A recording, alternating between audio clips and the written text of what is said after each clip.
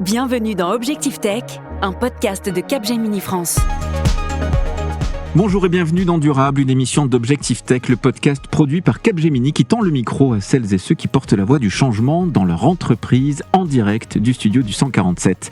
La flambée des prix de l'électricité, les incertitudes géopolitiques et les nombreuses pressions climatiques poussent les entreprises à repenser leur modèle de consommation et de production d'énergie. Et il y a urgence. L'Alliance globale pour les énergies renouvelables préconise 3 fois plus d'ajouts annuels de capacité d'ici 2030 pour limiter le réchauffement climatique. En ce sens, l'Agence internationale de l'énergie annonce que les énergies renouvelables devraient connaître une croissance record dans les 5 prochaines années, surpassant toute l'histoire de leur développement. Plus qu'une nécessité écologique, la transition énergétique devient alors pour les entreprises un levier stratégique de compétitivité. Mais alors, quelles sont les grandes tendances, les technologies clés, les investissements nécessaires pour accélérer sa transition dans un contexte de crise mondiale? Avec nous en plateau aujourd'hui, 2 professionnels pour nous aider à décrypter ce qui se joue en ce moment. Linda Lécuyer, responsable développement durable et innovation chez Data4, Alix Lajoie, présidente de Photosol, et notre chroniqueur Arthur Arrigui de Casanova, vice-président en charge du conseil en développement durable et transition énergétique chez Capgemini Invent. Bonjour et bienvenue.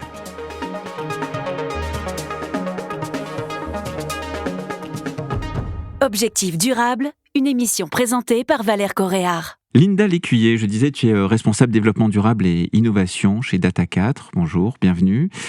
Pour toi, les services numériques, l'électricité, c'est le premier poste de dépense. Quels sont les critères pour choisir vos sources d'approvisionnement ? Bonjour Valère, je suis ravie d'être là. En fait, c'est vrai que peut-être il faut commencer par expliquer qui est Data4. Donc nous, on est opérateur européen de data center, made in France. On est présent dans 6 pays en Europe et donc notre métier c'est d'héberger les services digitaux des entreprises, du cloud mais aussi de l'IA. Et donc effectivement pour nous l'électricité c'est le moteur. C'est vraiment ça qui va nous permettre de faire fonctionner les équipements informatiques, les serveurs. C'est le premier poste de dépense en OPEX. Ça représente à peu près 60% de la dépense de fonctionnement d'un data center. C'est colossal. Et donc, ça se répercute forcément dans le prix de nos usages numériques. Donc oui, l'énergie, l'électricité en particulier, c'est un facteur chez nous, un sujet clé, un facteur clé. Et donc, on a quelques éléments de travail autour de tout ça. Comment vous choisissez, quels sont vos critères alors, pour choisir vos sources d'approvisionnement ? Alors, la première chose pour nous, bien sûr, on a le coût de l'électricité qui va être important, mais on a aussi surtout la qualité de l'électricité qui est importante aussi. Et derrière ce mot qualité, on va mettre le mot décarboné. Nos clients, les entreprises qui créent ces services du numérique, du cloud, sont des entreprises qui ont des engagements dans la durée sur la neutralité carbone. Ils sont donc vraiment en attente de cette qualité décarbonée. Ça, c'est la première chose. La deuxième chose, c'est la prédictibilité. C'est vraiment pour permettre la stabilité du coût du service, vu que, comme je le disais, ça représente un poste important. Il faut qu'on ait cette prédictibilité. Donc, on y reviendra, mais les outils qui nous permettent aujourd'hui d'avoir une vision long terme sur le prix de l'énergie, c'est vraiment très important. Et puis après, il y a un dernier sujet qui me semble vraiment important. On est dans un monde qui change très vite, où la géopolitique a toute sa place, particulièrement sur le secteur de l'énergie. Et nous, dans ce contexte-là, on pense que la souveraineté, ça passe aussi par la maîtrise de l'énergie. Donc, on a décidé d'en faire un axe fort de notre politique et donc d'être proactif sur nos sources d'approvisionnement. Alix Lajoie, tu es présidente de Photosol. Peut-être en un mot, Photosol, pour qu'on comprenne bien qui nous parle. Et on a compris de quoi on parlait, mais qui nous parle ? Oui, bonjour à tous. Donc effectivement, Photosol, que je représente aujourd'hui, on est producteur d'énergie renouvelable et donc on développe des grands projets de production d'énergie solaire, couplés à des installations ou non de stockage d'énergie, et on vend l'électron vert à des clients via des contrats donc plus ou moins long terme ou sur les marchés de l'électricité. Quels intérêts présentent les énergies décarbonées ? Qu'est-ce que tu mets en avant aujourd'hui ? Qu'est-ce que le groupe met en avant aujourd'hui ? la stratégie de l'énergie décarbonée, c'est bien de s'absoudre des dépendances aux énergies fossiles, et donc de réduire les émissions de gaz à effet de serre et de contribuer à l'objectif national et européen d'être à zéro émission nette en 2050. Donc c'est très important d'avoir ça en tête, c'est le vecteur principal pour décarboner l'usage de l'électricité en passant par des productions énergie renouvelable ou nucléaire. Et le deuxième facteur, c'est bien la souveraineté, parce que l'énergie renouvelable ou l'électricité permet effectivement de ne plus importer de combustibles, qu'ils soient charbon, gaz ou pétrole. Il faut savoir, en France, c'est cette année, en 2025, 63 milliards d'euros d'importation. Donc annuellement, c'est un coût énorme sur la balance commerciale de la France, mais aussi sur la dépendance aux États exportateurs. Alors que l'énergie renouvelable, une fois installée, il n'y a pas de combustible et elle est souveraine et locale.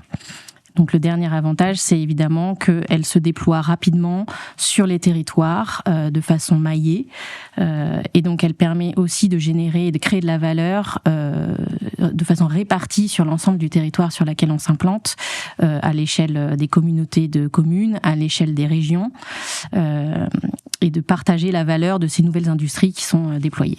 Et si tu dois convaincre une chef ou un chef d'entreprise de switcher vers un approvisionnement en énergie renouvelable, quels sont les arguments clés que tu utilises, en dehors évidemment de l'enjeu de décarbonation, on ne va pas le nier, qui est évidemment fondamental, mais est-ce qu'il y a aussi des enjeux économiques ? Oui, absolument. Et là, je vais rejoindre ce qu'a dit Linda.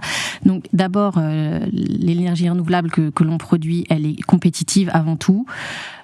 Sur les prix de marché, dans le monde, le solaire se déploie de façon extrêmement massive. C'est l'énergie la plus déployée partout dans le monde. Et la raison principale, c'est que en termes de coût du mégawattheure, c'est le coût du mégawattheure le moins cher le nouveau mégawattheure injecté le moins cher qui peut être créé aujourd'hui. C'est grâce à ces énergies-là. La deuxième raison, c'est bien sa prédictibilité et sa stabilité sur le long terme. L'énergie aujourd'hui, pour un consommateur, elle s'achète soit sur les marchés de l'énergie, on the spot, soit sur des contrats court ou moyen terme. Les contrats les plus longs sur les marchés de l'électricité, c'est 3 ans. Donc il y a des contrats à 6 mois, 1 an, 2 ans, 3 ans. L'énergie renouvelable, c'est des contrats qu'on peut passer en direct avec des consommateurs industriels comme avec Data 4 ou autres, sur des contrats de très longue durée. On est capable de s'engager à produire et à fournir une énergie jusqu'à 10 ans, 15 ans, 20 ans. Et ça, c'est important, Linda, c'est ce que tu disais juste à l'instant, c'est que la durée des contrats, elle est essentielle. C'est capital. C'est capital. Il n'y a que ce type d'énergie qui permet de faire ça ? C'est le mode de contrat direct d'entreprise à entreprise qui nous le permet. En circuit court, quoi. Exactement. Okay. Et puis, je pense que ce qui est intéressant, c'est que pour l'industriel producteur d'énergie, on va finalement lui garantir un débouché à son énergie. Donc, elle va devenir plus compétitive. Alors que s'il n'a pas de demain, il ne sait pas à combien il pourra vendre, du coup, il va prendre ses précautions. Donc, pour nous aussi, c'est vraiment très win-win, quoi. Exactement. Absolument. Et donc, il y a cet engagement sur le long terme. Il y a aussi un prix qu'on est capable de fixer sur cet horizon de temps-là, ce qui est contrairement donc un vrai hedge pour que les entreprises puissent planifier leurs dépenses et leurs OPEX sur les 10, 15, 20 années prochaines sur la partie énergie, et donc planifier derrière leur stratégie d'investissement et stratégie commerciale. Donc ça, c'est assez fondamental. Donc là, vos deux entités viennent de signer un contrat, justement, donc d'achat direct. Ça vous rend l'une et l'autre entreprise plus compétitive à travers ce vecteur de l'énergie renouvelable ? Linda ? Je pense que c'est effectivement, nous, on a un modèle de travail avec nos propres clients qui sont donc ces entreprises du cloud, de l'IA, qui vont elles-mêmes intégrer ça dans le coût de revient de leurs services digitaux. Donc, avoir cette vision long terme, comme le disait Alix, sur plus de 10 ans, pour nous, c'est très important que ce soit pour plus de 10 ans. Ça va nous permettre effectivement de stabiliser nos clients et de les rassurer sur l'absence de volatilité de l'énergie. Donc ça, c'est un point qui pour nous est très important. L'autre point qui est aussi fondamental, c'est cette notion de responsabilité qu'on a derrière le développement des usages numériques. C'est un secteur qui est en croissance exponentielle, faut le dire. Avec l'IA, on entend tous les jours des chiffres un peu impressionnants. Et là, en fait, on a l'opportunité, à travers ce type de contrat, d'accompagner, d'encourager le développement durable des énergies. Donc, on est au cœur du réacteur, encore une fois, avec un outil qui est très, très pratico-pratique pour faire du bien. Alix Lajoie, présidente de Photosol, une réaction ? Oui, juste pour complémenter ce que vient de dire Linda, c'est win-win aussi pour nous parce que nos infrastructures sont financées par des moyens du financement privé et donc de pouvoir contracter notre énergie sur très très longue durée, ça nous permet de planifier nos investissements et de les financer de façon plus compétitive avec nos investisseurs et donc cette prévisibilité fait baisser les coûts de construction et les coûts de financement des infrastructures et donc c'est une machine effectivement vertueuse que l'on arrive à créer. Mais c'est intéressant en tout cas de vous avoir tous les deux. On va accueillir Arthur Arrigui de Casanova. Bonjour Arthur. Bonjour Valère. Tu es vice-président en charge du conseil en développement durable et transition énergétique chez Capgemini Invent. Alors vous avez fait un projet avec la Commission européenne l'année dernière. À quoi ressemble ce marché des PPA, c'est-à-dire ces contrats d'achat direct d'énergie en Europe? Et puis quelle est sa différence avec le marché français? Alors effectivement, on a mené cette étude avec la Commission européenne l'an dernier. On a interrogé plus de 150 acteurs de ce marché. Et on a passé en revue les quelques 1500 PPA qui ont été signés en Europe ces 10 dernières années pour essayer de comprendre les grandes tendances. La première chose à comprendre, c'est qu'il y a eu un boom des PPA qui ont été signés en Europe, notamment entre 2022 et 2024, au moment où l'électricité était très chère. Il y a aujourd'hui près de 150 TWh par an de PPA qui ont été contractés. Ce qui est très intéressant également dans ces dernières années, c'est de voir qu'il y a un mouvement entre des pays dans lesquels on avait beaucoup de PPA qui étaient signés historiquement. Je pense en particulier à l'Espagne, au Royaume-Uni, à la France, à l'Allemagne ou à la Pologne. Et puis maintenant, on a d'autres pays, alors d'Europe du Sud ou d'Europe de l'Est, comme la Grèce, l'Italie, la Bulgarie ou la Roumanie, qui sont également des pays dans lesquels ces contrats se signent. L'autre tendance qu'on a pu voir, c'est que historiquement, c'est principalement les GAFAM, et donc en fait les secteurs de l'informatique, des telcos, des data centers qui ont signé le plus de PPA. Le secteur de la chimie également, ou le secteur de la métallurgie, c'était en fait des gros consommateurs qui signaient des PPA historiquement. Et ces toutes dernières années, on a vu des PPA de plus petits volumes signés pour d'autres activités manufacturières, retail ou transport par exemple. Et d'ailleurs, à la question de finalement quelle différence on peut voir entre l'Europe et la France, il y a un élément qui a été mentionné par Alix tout à l'heure, qui est le ténor du PPA, c'est-à-dire la durée d'un PPA, où il y a une énorme différence entre ce qu'on voit en Europe, où on a plutôt des PPA qui durent 10 ans en moyenne, alors qu'en France, on est plutôt à 16 ans, ce qui montre notamment que les acteurs en France veulent essayer de sécuriser sur le long terme leur prix de l'énergie. Et le dernier élément, c'est sur la structuration des PPA. On est passé, alors c'est un peu technique, mais on passe d'un modèle qu'on appelait pay as produced, c'est-à-dire que le producteur vendait toute l'énergie qui était produite directement au consommateur, à des modèles plus raffinés, avec notamment ce qu'on appelle du shaping ou du profilage, pour pouvoir avoir une production qui ressemble de plus en plus à la consommation du consommateur. Et tu identifies quels freins encore au développement de ce type d'outils ? Alors c'est un très bon point en fait. Le but de ce rapport était justement de comprendre comment les PPA pouvaient aider la compétitivité de l'industrie européenne et donc de comprendre quelles étaient les barrières pour développer davantage de projets de PPA. Le premier élément, et je pense que Alix pourra le confirmer, c'est tout simplement la compétition avec les appels d'offres publics. Aujourd'hui, c'est le principal mode de déploiement, c'est les appels d'offres publics et donc il y a moins de projets pour une commercialisation pour des acteurs privés. Le deuxième frein qui est valable pour tous les projets renouvelables, c'est évidemment l'accès au réseau et la limitation entre les capacités d'interconnexion entre les pays, qui limite aussi les PPA qu'on appelle cross-border, c'est-à-dire entre les pays.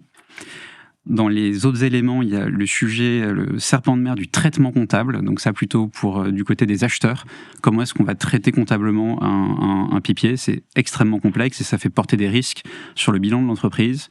Et du côté des producteurs, ils sont très attentifs au risque de crédit des acheteurs. Parce qu'évidemment, jusqu'ici, ils vendaient à un État.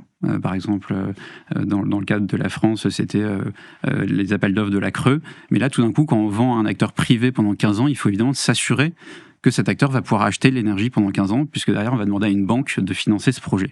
Donc c'est principalement ça les barrières. Et depuis cette année, les prix de marché ont énormément baissé. Et donc, les acheteurs d'énergie se posent la question de est-ce que j'ai vraiment envie de signer un nouveau contrat alors que je vois plutôt une tendance baissière sur les prix de l'énergie. Donc, fluctuation des prix, enjeu au niveau des appels d'offres, solvabilité aussi de l'acheteur. Est-ce que vous faites des recommandations aux autorités publiques justement sur ces sujets-là ? Alors, donc on a collecté évidemment des recommandations des différents acteurs. Dans les grandes solutions qui sont identifiées, il y en a une première qui fera plaisir à Alix, qui est de dire il faudrait des sortes de fast-track pour le permitting des projets PPA, qui est aujourd'hui en fait un énorme goulot d'étranglement pour le développement des projets. Le deuxième élément, c'est la commande publique, parce que assez étonnamment, en fait, il y a très peu d'acteurs publics qui ont signé des PPA, alors qu'on sait que la commande publique peut permettre d'initier la pompe sur des produits qui sont un peu innovants.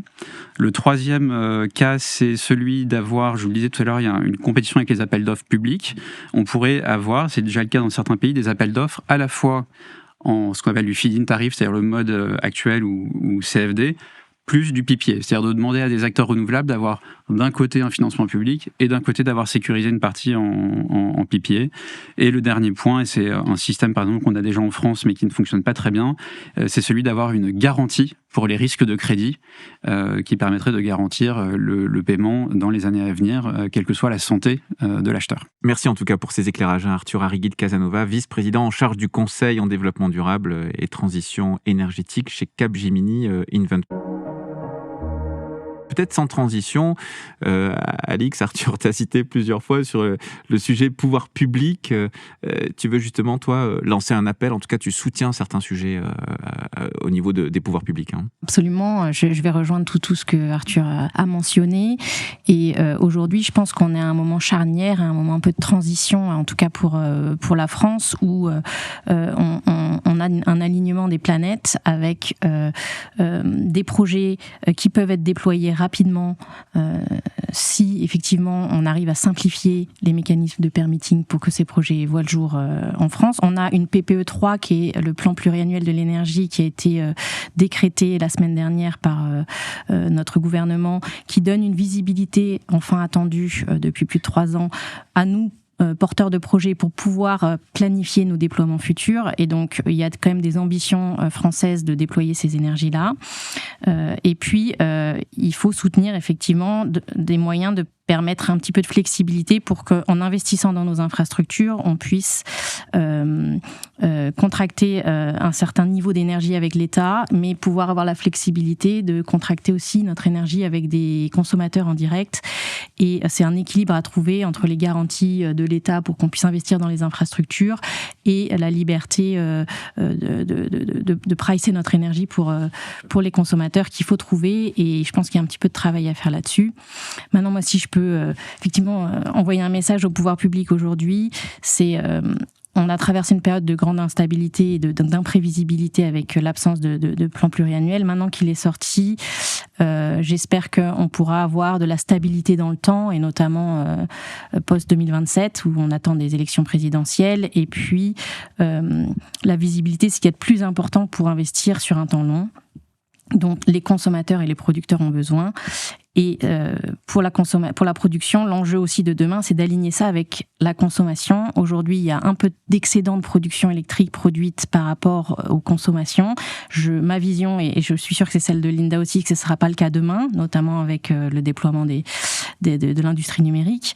Mais en tout cas, aujourd'hui, sur les prochaines années, il y a un effort à faire, et ça va passer par un plan d'électrification des usages sur lequel le gouvernement doit travailler. Je pense qu'il a annoncé sortir ça en mai. J'ai beaucoup d'attentes par rapport aux engagements que la France va être capable de prendre pour soutenir l'électrification et l'alignement de la consommation avec la production, c'est le facteur clé qui permettra à plus de projets et donc plus de compétitivité à l'avenir pour l'ensemble des consommateurs de voir le jour. Linda, justement pour Data 4, une ambition nationale pourrait permettre de déployer un modèle collectif de réemploi de chaleur, comme en Suède par exemple, mais au-delà de la volonté politique, la contrainte est aussi technique. Oui, alors... Du coup, comme on est sur la thématique effectivement de l'énergie, on a l'énergie qu'on consomme et puis en fait nous, on a aussi l'énergie qu'on produit. Un data center, un serveur, c'est un peu comme un grand radiateur. Donc toute l'électricité qui rentre, 100% est transformée en chaleur. Enfin voilà, rien ne se perd, rien ne se crée. Tout se transforme. Et donc cette chaleur, la question c'est qu'est-ce qu'on en fait ? Parce qu'on pourrait la réemployer, la réutiliser et donc boucler, cycler et avoir encore plus d'énergie. C'est pas si simple, effectivement. Il y a des côtés techniques à transformer de la chaleur la vectoriser, en refaire quelque chose. Il y a aussi des besoins. On a des besoins qui baissent, des besoins en chaleur qui baissent. Alors on parle de besoins en électricité qui augmentent puisqu'on va vers plus de décarbonation. L'électricité est merveilleuse pour ça. Mais nos besoins en chaleur, ils baissent. Donc on se chauffe moins dans les bâtiments parce qu'on les isole mieux. On est aussi beaucoup plus économe. On fait attention. La sobriété est passée par là et c'est très bien. Et donc nous, en tant qu'opérateur de data center, on est invité à trouver des solutions pour ce réemploi de chaleur, mais c'est très compliqué. Les collectivités n'ont pas non plus envie de développer des réseaux de chaleur dans toute leur ville. C'est plus trop à la mode, ce projet collectif. Ça nous oblige à être innovants. Donc on est innovant en mettant en place des PPA pour l'électricité et on est innovant aussi quand on travaille sur des transformations de la chaleur en autre chose. Donc on a chez Data 4 un très beau projet qu'on a réalisé avec l'université de Paris-Saclay qui vise à transformer cette chaleur en une culture d'algues, la chlorella, et donc de permettre finalement à cette algue de croître beaucoup plus vite grâce à la chaleur des data centers et de faire une économie circulaire autour du data center. On peut utiliser l'algue par exemple dans l'alimentation. C'est très intéressant de manger un peu de chlorella quand on mange du poisson, par exemple, parce que ça capte les métaux lourds qui sont malheureusement accumulés dans la chaîne alimentaire. Ça peut être utilisé aussi dans la cosmétique, dans la pharmacologie, et ça peut aussi être un carburant, un peu comme le bois. On peut en refaire aussi de l'énergie. Voilà, donc il y a aussi ce volet-là finalement énergétique. Les data centers sont pas juste des consommateurs. Ils peuvent aussi être des producteurs d'énergie, mais il y a un chemin d'innovation derrière tout ça. Alix, si j'ai bien compris, ton avis, ta position est aussi que le principal obstacle technique, c'est l'obsolescence du réseau électrique européen. C'est un des freins. Alors juste pour nuancer, je pense qu'en France, on a un des meilleurs réseaux électriques de transport et de distribution en Europe et probablement dans le monde. Donc, faut nuancer ça. C'est déjà bien l'infrastructure qui existe aujourd'hui dans notre pays, mais à l'échelle, c'est vrai, européenne, oui, il y a un problème aujourd'hui d'obsolescence des réseaux sur lesquels des investissements massifs sont nécessaires pour déjà tout simplement les maintenir, les adapter au changement climatique, tout simplement, et puis accueillir les moyens décentralisés de production d'énergie renouvelable. Donc c'est des gros programmes d'investissement. Je sais qu'en France, il y a RTE qui a annoncé plus de 100 milliards d'investissements à horizon 2040, me semble-t-il, qui sont en train de déployer. Enedis fait de même. Et puis à l'échelle européenne, il y a le Monetization Fund qui soutient le renforcement au réseau des 10 pays qui ont le PIB le plus bas. Donc ça aide toute l'infrastructure européenne à se moderniser et ça va permettre de continuer à accueillir ces nouvelles installations. Mais ça prend du temps. Et en termes d'horizon de temps, c'est vrai qu'aujourd'hui, c'est un des freins pour nos projets de production. Et pour parler innovation, parce que là, Linda nous parlait de ces algues, de l'enjeu aussi de l'utilisation de la chaleur, qui était mise effectivement dans le fonctionnement classique des data centers, on pourrait dire. Est-ce que, Alix, tu as quelques exemples d'innovation à venir dans les énergies décarbonées ? Oui, tout à fait. Non, nous on travaille sur plein d'innovations en parallèle. Peut-être quand même, pour citer une des innovations importantes, le stockage d'énergie par batterie. Il qui se déploie massivement. Les coûts ces 2 dernières années ont été réduits par 4, c'est énorme. Donc c'est des nouvelles infrastructures qui arrivent et qui sont complètement complémentaires aux infrastructures de production d'énergie pour être capable d'adapter nos offres et lisser ce qu'on appelle la cloche solaire via des produits structurés sur les marchés de l'énergie et accompagner plus la demande de nos clients. Ces infrastructures de stockage, elles sont lithium-ion en ce moment. Il y a la technologie derrière qui va arriver, la sodium-ion, qui sera encore moins chère et qui va pouvoir permettre d'accélérer encore le rythme de déploiement de ces futures infrastructures. Donc, ça va aller assez vite dans ma vision et c'est un truc que l'on surveille pour investir dans les années à venir. Et puis, d'autres innovations sur lesquelles on travaille chez Photosol en interne, c'est tout ce qui est le travail sur l'agrivoltaïsme. C'est un des axes de développement des énergies renouvelables et notamment solaires, de pouvoir produire sur un même terrain des électrons verts et une production agricole ensemble, en symbiose et en synergie. Et donc pour ça, on développe des outils de pilotage, c'est de l'automatisme qui vont permettre de piloter des trackers photovoltaïques et donc de les incliner, de les orienter en fonction du soleil, mais surtout en fonction des besoins agricoles pour maintenir les performances agricoles sous et entre les rangées de panneaux.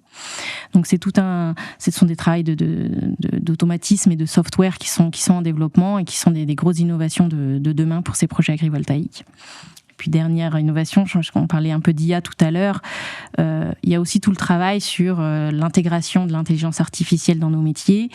Et nous, on a une société filiale qui fait la maintenance, l'exploitation et la maintenance de nos parcs. Et aujourd'hui, on est capable d'utiliser de l'IA pour faire de la maintenance prédictive et donc prédire à l'avance les pannes potentielles sur les équipements clés des installations. Ce qui permet d'anticiper évidemment des actions de maintenance avant la casse et avant les sinistres, et donc d'être bien plus performant sur nos parcs.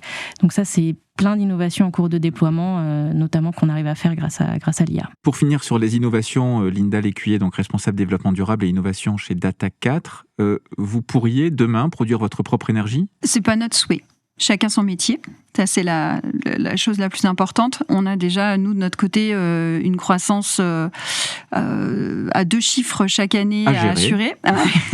Donc, la priorité sur nos investissements sont pour nos data centers, c'est évident.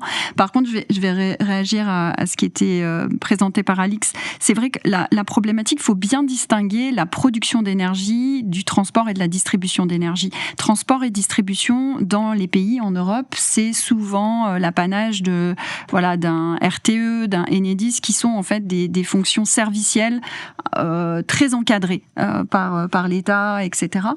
Et donc effectivement aujourd'hui on a de la production qui existe et qui est même surabondante. En France, on est en surproduction de capacité d'énergie. Ce qui est le limitant, c'est souvent la capacité à raccorder les consommateurs.